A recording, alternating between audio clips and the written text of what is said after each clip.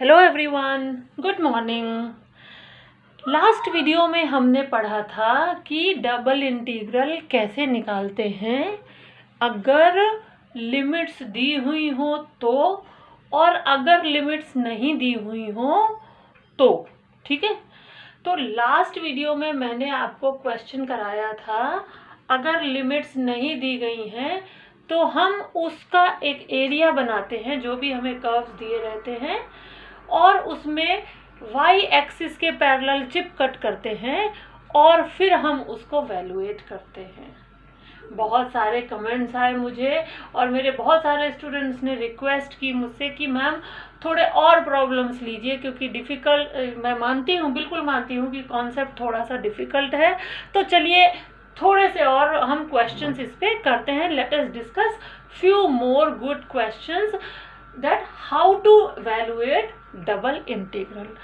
Now in this question it is being said that evaluate double integral xy within the brackets x plus y dx dy over the area between this and this. Step 1 कैसे solve करेंगे इसको? इस question को सबसे पहले करेंगे step 1। क्या है स्टेप 1? लिमिट्स नहीं दी गई हैं। जब लिमिट्स नहीं दी गई हैं तो हमें क्या करना पड़ेगा? Find intersection point.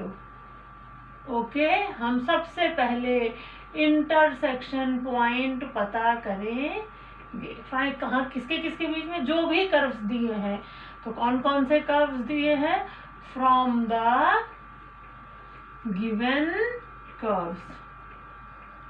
From the given curves हम क्या करेंगे? हम इंटरसेक्शन पॉइंट पता करेंगे, which is y is equal to x square and y is equal to x. Okay, now put the value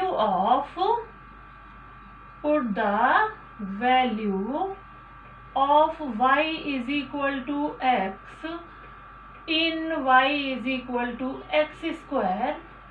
We get x square is equal to x implies x square minus x is equal to 0 implies x minus 1 is equal to 0 implies x is equal to 0 and x is equal to 1. ठीक है, now put these values of x in y. We get, when x values of x in y is equal to x, जब हम y is equal to x में रखेंगे तो हमें क्या मिलेगा? y is equal to जब 0 रखेंगे तो हमें मिलेगा 0, और जब 1 रखेंगे तो हमें मिलेगा 1. So this way we got two intersection points 0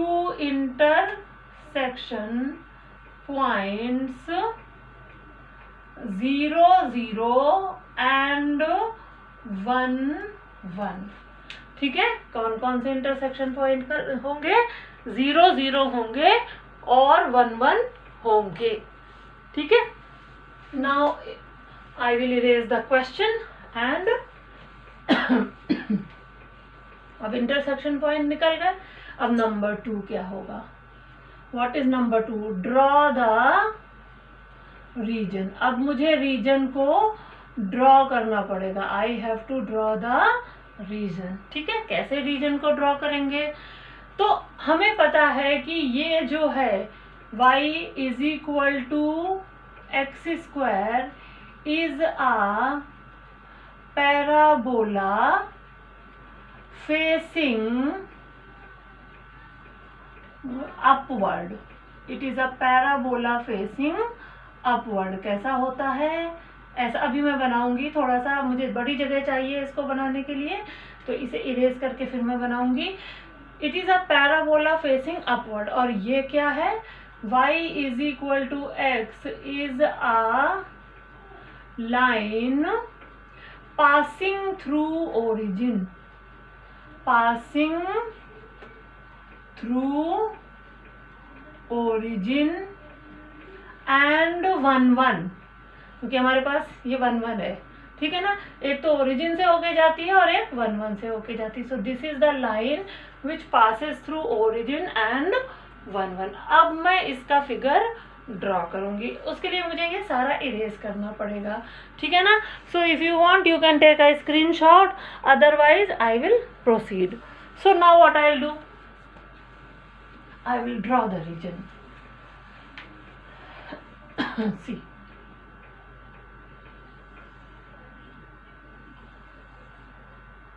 ये जो लाइन है वो ऐसे जा रही है, क्योंकि ये लाइन जो है वो 0 0 से पास होगी, और यहाँ अगर मैं कहूँ ये 1 है और ये भी 1 है, तो ये यहाँ पर 1 1 से पास होगी।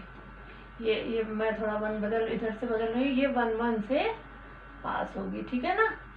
x इज इक्वल टू 1 यहाँ पर है और ये y इज इक्वल टू 1 है, तो ये जो लाइन है मेरी यहाँ से पास होगी, ठीक है। अब मुझे बनाना है एक पैराबोला जो अपवर्ड को होगा, और वो भी इससे और इससे होकर जाएगा। सो let us draw a parabola which is passing through this point 1 1 and 0 0. Okay, now step number 3, ठीक है। थोड़ा सा मैं इरेज करूंगी क्योंकि मुझे फिगर मिल गया। स्टेप नंबर 3 होगा, you know, shade the bounded region. Bounded region को हम शेड करेंगे। हम क्या करेंगे, बाउंडेड रीजन को शेड करेंगे, ठीक है। तो मैं हल्का सा शेड करके आप लोगों को दिखाऊंगी। देखिए ये हमारा बाउंडेड रीजन हो जाएगा, ठीक है ना। ये थोड़ा सा जब चौक होती है तो आसानी से ये हमारा हो जाएगा बाउंडेड रीजन। क्यों? क्योंकि हमसे कहा गया है उसका इंटीग्रल निकालना है जो एक पैराबोला और लाइन के बीच में एरिया है उसका। अब देखो ये लाइन आधी इधर को जाती है और पैराबोला इधर को जाता है, और तो कहीं ये इनके बीच में एरिया आता नहीं है। Only this is the area which is bounded by the parabola and the line, ठीक है। Now step number 4, cut a chip parallel to y axis. अब हम क्या करेंगे, हम एक चिप कट करेंगे parallel to y axis in the bounded region. Bounded region के अंदर हम एक चिप कट करेंगे जो कि पैरेलल टू y एक्सिस होगी। अब ये बाउंडेड रीजन है तो इसके अंदर मैंने ये एक चिप कट कर ली, ठीक है। ये चिप मैंने कट कर ली जो कि इस बाउंडेड रीजन के अंदर है, ठीक है। We cut a chip. Now what, हमने कौन सी चिप कट की है, पैरेलल टू y एक्सिस। अब मैं इंटीग्रल लिखूंगी। याद रखिए जब भी हम chip parallel to y axis लिखते करते हैं, मुझे यहाँ थोड़ी जगह कम पड़ रही है इसलिए मैं इधर लिखूंगी। जब भी हम parallel to y axis chip cut करते हैं तो जो अंदर वाला इंटीग्रल होता है वो बन जाता है y इज इक्वल टू, और जो बाहर वाला इंटीग्रल होता है वो बन जाता है x इज इक्वल टू। ये याद रखना है। आपने चिप कौन सी कट की है, parallel to y axis cut की है, तो जो अंदर वाला इंटीग्रल होगा उसकी लिमिट होगी y इज इक्वल टू, और जो बाहर वाला इंटीग्रल होगा उसकी लिमिट होगी x इज इक्वल टू, ठीक है। हमें दिया हुआ है x y into x plus y, ठीक है। X y into x plus y d x d y. अब हमें ये देखना है, ये है लोअर लिमिट और ये होगी अपर लिमिट, ठीक है। लोअर लिमिट वो होगी जो चिप का लोअर एंड होगा, और अपर लिमिट वो होगी y की लोअर लिमिट वो होगी जो चिप का लोअर एंड होगा। अब चिप का लोअर एंड कहाँ पर है, ये है, ओके, ये चिपका लोअर एंड है, तो इस जगह पर ये y जो कर्व है उसकी इक्वेशन क्या है? इस जगह पर जो कर्व है उसकी इक्वेशन है x² is equal to y। क्या है इस जगह पर? जहां पर चिपका लोअर है, लोअर पॉइंट है, चिप का जो लोअर पॉइंट है वहां पर जो कर्व है उसकी इक्वेशन है y is equal to x²। तो y1 कितना हो गया? x² हो गया। ठीक है, y2 क्या है? Upper limit. अपर लिमिट मतलब जो चिप है उसका upper end. Now upper end is at which curve? यहाँ पर ये अपर एंड है ना इसका, ये लोअर और ये अपर, नीचे का और ऊपर का, लोअर और अपर। तो अब ऊपर के एंड पे इक्वेशन क्या है? y is equal to x है, तो y2 कितना हो गया? x हो गया। ठीक है, क्लियर? अब उसके बाद जब हम x की लिमिट लिखते हैं तो x1 होता है और x2 होता है। ठीक है, उसके लिए हम क्या करते हैं? देखो अभी हमें y की लिमिट चाहिए थी तो हम y डायरेक्शन में चल रहे थे, नीचे से ऊपर की ओर। अब अगर हमें x की लिमिट चाहिए तो हम कैसे चलेंगे? लेफ्ट से राइट की ओर। कैसे चलेंगे? जैसे हमारा x एक्सिस चलता, कैसे चलता है? माइनस से प्लस की तरफ। तो हम कैसे चलेंगे? x1 चलेंगे माइनस से प्लस की ओर। और किस पर चलेंगे? x एक्सिस पर। ठीक है, तो हम x एक्सिस पर चलेंगे। तो चलते हैं, चलो x एक्सिस पे ये हम चल रहे हैं और जैसे ही 0 0 पे पहुंचे हमें एरिया का स्टार्टिंग पॉइंट मिल गया। x1 क्या है? Starting point of our area which is equal to 0। और यहाँ पर क्या है? End point of our area, end point which cuts x axis at 1।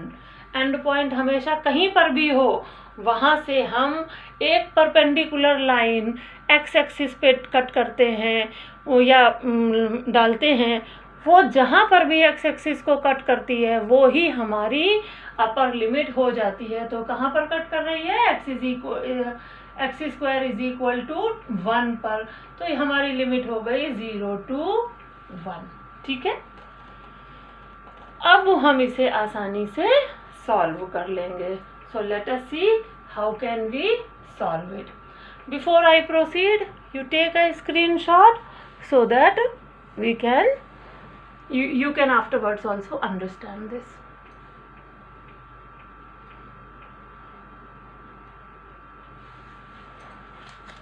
Now I will erase upper two parts. ठीक है, अब हमें क्या मिलेगा? हमारे पास है, अब इस इंटीग्रल को हम इंटीग्रेट करेंगे, स्टेप नंबर 5। ठीक है, अब हमें लिमिट्स मिल गई 0 to 1 और लिमिट मिल गई integral x² to x, x y, x plus y dx dy। ठीक है, now the limits are given in terms of x। Limits किस में दी हैं? अंदर वाले इंटीग्रल की लिमिट्स किस में दी हैं? x में दी हैं। तो हम किसे पहले इंटीग्रेट करेंगे? उससे दूसरे वाले वेरिएबल को, यानी y को। तो अब हम क्या करेंगे? Integral 0 to 1 x² to x, ये बन जाएगा x² y plus xy² dx dy।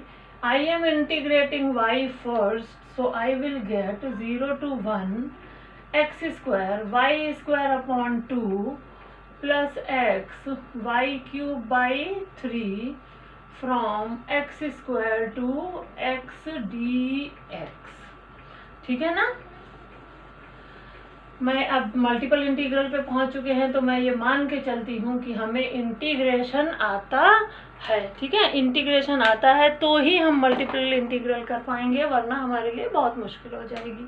Now what I will do, I will put upper limit minus lower limit. तो मुझे मिलेगा 0 to 1 x² और इनसाइड हो जाएगा x² minus x to the power 4 plus x by 3 और हमें मिलेगा x³ minus x to the power 6 dx। Okay, now let us simplify this. 0 to 1, x to the power 4 by 2 minus x to the power 6 by 2 plus x to the power 4 by 3 minus x to the power 7 by 3 dx. Okay, अब हम x को integrate करेंगे, तो जब हम x को integrate करेंगे तो हमें क्या मिलेगा, हमें मिलेगा integral 0 to 1 x to the power 4 का हो गया x टू दी पावर 5, 2 पहले से है into 5 minus x to the power 7 upon 2 into 7, हर पावर बढ़ती जाएगी, plus x to the power 5 by 3 into 5 and minus x to the power 8 upon 3 into 8। ठीक है, ये इंटीग्रेशन हो गया और ये हमें मिल गया 0 to 1। ठीक है, इसके बाद अब हमें क्या मिलेगा, देखिए ये हमें मिलेगा x to the power 5 by 10 minus x to the power 7 by 2, 7 ज़ा 14, x to the power 5 by 15 and minus x to the power 8 by 24 from 0 to 1। ठीक है, अब हम क्या करेंगे, फिर से upper limit minus lower limit. जब हम अपर लिमिट लिखेंगे तो हमें मिलेगा 1 by 10 minus 1 by 14 plus 1 by 15 minus 1 by 24 और माइनस 0, क्योंकि हर x पर जब हम 0 पुट करेंगे तो हमें आंसर में 0 मिलेगा। तो अब हम आसानी से इसको सॉल्व कर सकते हैं और इसकी वैल्यू होती है, जब हम इसे आसानी से सॉल्व करेंगे तो हमें फाइनली ये मिल जाएगा, दिस इज 3 बाई 56। आप इसे सॉल्व कर लीजिए। You have your calculator also, और ये ओरल भी हो जाएगा। आप सभी इतना डिफ़िकल्ट कॉन्सेप्ट पढ़ रहे हैं तो ये तो आपके लिए बहुत ही आसान सी बात है। Hence the answer is 3 by 56। Let us take one more question on this multiple integral. Okay, so let us do.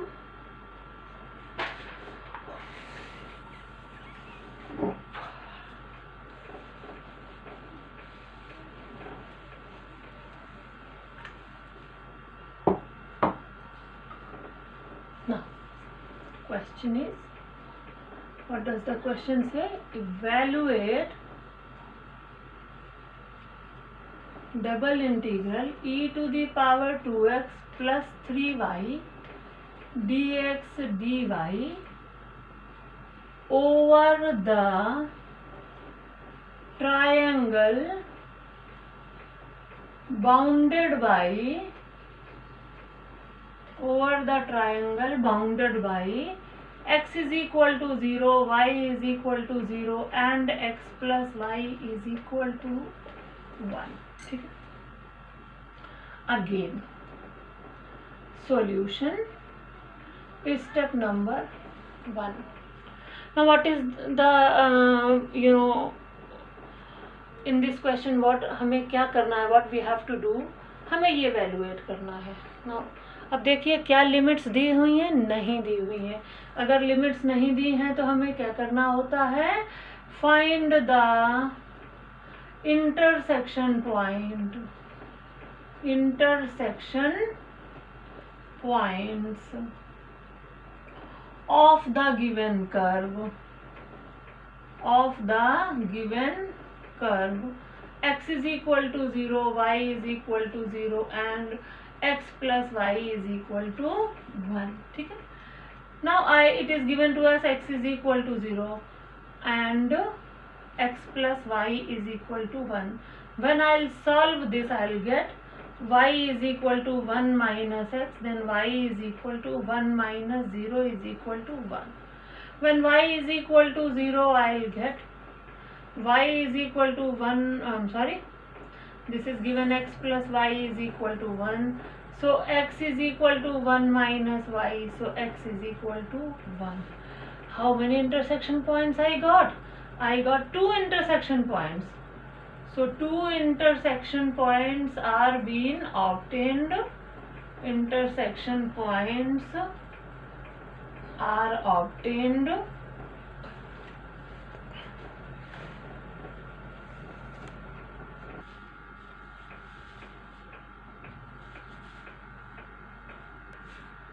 so now two intersection points are being obtained. What are the two intersection points which are being obtained?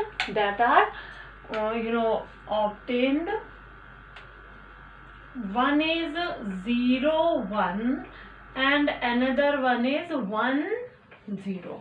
So these are the two intersection points which are being obtained. Or now this also passes this curve y x is equal to 0. It means this is y axis, and y is equal to 0 means x axis. So this passes from here, this passes from here, and this passes from here also and here also. क्योंकि ये x plus y is equal to 1 तो दोनों में है. जब x is equal to 0 के साथ intersection point लिया तो भी है, और y इज इक्वल टू 0 के साथ इंटरसेक्शन पॉइंट लिया तो भी है. तो अब हम क्या करेंगे, ड्रॉ करेंगे रीजन को. ठीक है, देखिए कैसे होगा. हमें जो लाइन मिली वो किससे किससे होकर जाती है, इससे और इससे होकर जाती है. कहाँ से, 1 0 से और 0 1 से. और जब भी कोई लाइन दो पॉइंट से होकर जाती है तो हम क्या करते हैं, उन दोनों पॉइंट्स को मिला देते हैं. तो हमें आसानी से उस लाइन की जो लाइन है वो हम ड्रॉ कर लेते हैं. सो ये देखो, ये हो गई हमारी लाइन. ठीक है, ये 1 0 हो गया और ये 0 1 हो गया. ये जो लाइन होती है वो होती है y इज इक्वल टू 0, और जो ये लाइन होती है वो होती है x इज इक्वल टू 0. ठीक है, और ये जो लाइन है वो है हमारी x plus y is equal to 1. ठीक है, अब देखिए, अब हमारी जो रीजन है वो क्या हो गया, रीजन ये वाला हो गया. ये वाला रीजन हो गया ना हमारा. ठीक है ना, क्योंकि ये ही रीजन एक ऐसा है जो इस लाइन से के अंदर है, इस लाइन के अंदर और इस लाइन के अंदर. तीनों मतलब चारों तरफ ये तीनों तरफ यही लाइंस हैं. इसके अलावा वो किसी और लाइन से बाउंडेड नहीं है. ठीक है, तो ये हो गई बात हमारी. एक पॉइंट हो गया और ये दूसरा पॉइंट होगा. पहला पॉइंट क्या था, इंटरसेक्शन पॉइंट, और दूसरा पॉइंट क्या था, ड्रॉ द रीजन. वो हमने कर दिया. अब तीसरा पॉइंट आता है. तीसरा पॉइंट होता है cut a chip parallel to y axis. अब मैं चिप कट करूंगी पैरेलल टू वाई एक्सिस. जैसे ही मैं चिप कट करूंगी पैरेलल टू वाई एक्सिस, ठीक है, तो मैं क्या लिखूंगी फिर, इंटीग्रल. मैंने चिप कौन सी कट की, पैरेलल टू वाई एक्सिस, तो मैं यहाँ लिखूंगी y is equal to okay, और यहाँ लिखूंगी x1 इज इक्वल टू. ठीक है, ये क्या होता है, lower point of the chip, lower end of the chip. Chip कहाँ पे शुरू हुई है, नीचे से. अगर हम नीचे से ऊपर की तरफ जाए तो चिप का लोअर एंड है y इज इक्वल टू 0 पर. सो y1 इज इक्वल टू 0 हो गया. और चिप का अपर एंड कहाँ है, इस लाइन पर. इस लाइन पर y की वैल्यू कितनी है, 1 माइनस एक्स. तो y2 हो गया 1 माइनस एक्स. अब हम क्या करेंगे, अब हम x एक्सिस के ऊपर लेफ्ट से राइट की तरफ जाएंगे. किधर जाएंगे, x एक्सिस के ऊपर जाएंगे, लेफ्ट से राइट की तरफ. चलिए शुरू कर देते हैं चलना. ये मैं चल रही हूँ और यहाँ पर मेरा रीजन शुरू हो गया. ये कौन सा पॉइंट है, ये है 0 0. तो यहाँ पर x की वैल्यू कितनी है, 0. x1 is equal to 0. और अब हम ये चलते चले जा रहे हैं, चलते चले जा रहे हैं, और ये हमारा रीजन यहाँ पे खत्म हो रहा है. यहाँ पर x कितना है, 1. और हमें दिया हुआ है, हमारा क्वेश्चन क्या था, हमारा क्वेश्चन था e to the power 2x plus 3y. तो ये है e to the power 2x plus 3y dx dy. अब मैं इसे कैसे लिख सकती हूँ, अब मैं इसे ऐसे लिख सकती हूँ. देखिए ध्यान से, ये हो गया integral 0 to 1, integral 0 to 1 minus x e to the power 2x into e to the power 3y dx dy. ठीक है, अब मैं पूरा इरेज कर देती हूँ. तो यहाँ से क्या हुआ, देखिए the limits are given in terms of x। तो किसे पहले इंटीग्रेट करेंगे, y को। I will integrate first with respect to y, तो मुझे मिलेगा 0 to 1, ओके। और हम y को इंटीग्रेट करेंगे तो x will be as it is, it will be treated as a constant. So e to the power 2x into e to the power 3y by 3 into dx, और ये कहाँ से कहाँ तक, 0 to 1 माइनस x तक, ठीक है। अब हमें क्या मिलेगा, इंटीग्रल 0 to 1